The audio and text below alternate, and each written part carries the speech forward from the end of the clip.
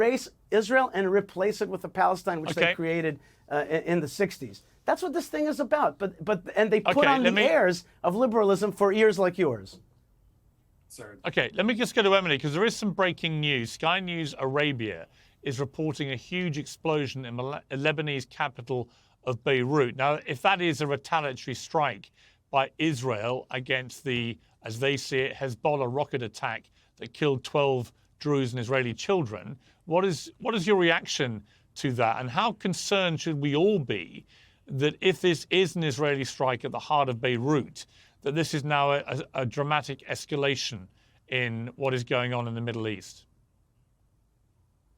Well, if it is Israel, that definitely is a major escalation, and we'll have to follow that closely and see what happened. But I do have to say that the fact that Beirut is even involved in the first place is a part of the problem. Nobody's speaking about Lebanon's involvement and Lebanon's role. Lebanon's a sovereign country. You know, it doesn't have the same excuses that some of these Palestinian factions have, and Lebanon does bear responsibility for that. And unfortunately, it's being occupied, for lack of a better term, by the Islamic Republic of Iran. But that doesn't change the fact that that country does bear responsibility. Not only that, the United Nations bears responsibility. It was the UN that's supposed to keep Hezbollah in line, according to UN Resolution 1701, and has failed to for many, many years, as Hezbollah has used that southern border to build up what they've built up along with the Islamic Republic. Now, I also want to just correct one small thing, and that is that if that is Israel, it's not in retaliation for a strike that killed the 12 children.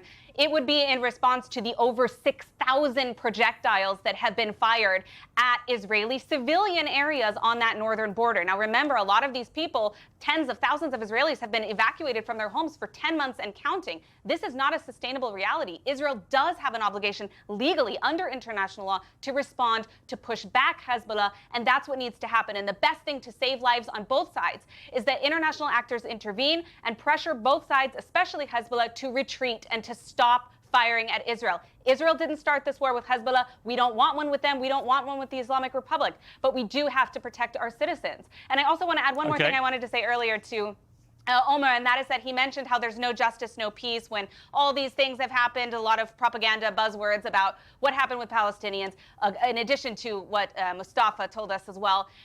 If you're talking about no justice, no peace, that's the exact same logic that someone, not me because I condemned it, but that someone could use to justify the egregious acts, alleged at this point, but egregious acts committed against Palestinian prisoners.